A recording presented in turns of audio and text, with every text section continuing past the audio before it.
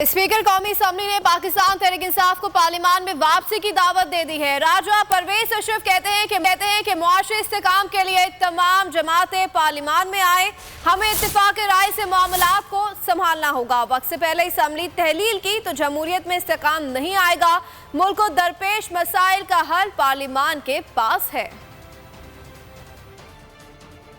मैं तो उनसे अब ये तवक्को करना चाह रहा हूँ कि वो आए पार्लियामान में बैठे और अपना उनके पास अपने अपने हलकों का मैंडेट है, वो अपना वहाँ पर जो नुमाइंदगी का हक है वो अदा करें, वो कंट्रीब्यूट करें। जरूरी है कि असेंबलियाँ अपनी मुद्दत पूरी करें। बड़ी पुरानी बहस है इस मुल्क में। अगर आपको याद होगा कि 88 की दहाई 88 के बाद बहुत सारी 2-3 असेंबलीज ऐसी थी जिन्होंने अपनी मुद्दत पूरी नहीं, कोई 20 महीने रहे, कोई 2.5 साल रहे, कोई 3.25 साल रहे। तो जो आईनी हक था 5 साल पूरे करने का, उस वक्त जो पॉलिटिकल साइंटिस्ट थे वो ये समझते थे कि असेंबली प्री मेच्योर जब आप डिसॉल्व कर देते हैं तो फिर वो जमहूरियत का पौधा जड़ नहीं पकड़ता।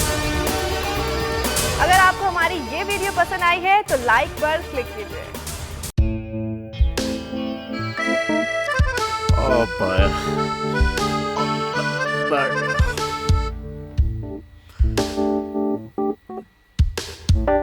इंतशार से निकलने का वाहिद हल इंतखाबात हैं।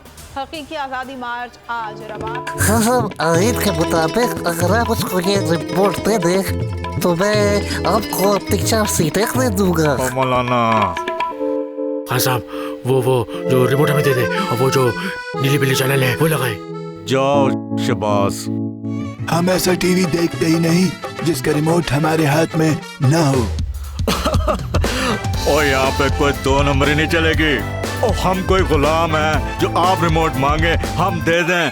Absolutely not. यहाँ पे सिर्फ पाकिस्तान का नंबर 1 चैनल चलेगा, बोल, जो हकीकी सहाफत की जंग लड़ रहा है। पाकिस्तान के लिए कोई और नहीं, सिर्फ बोल खड़ा है। आप सब भी बोल देखें।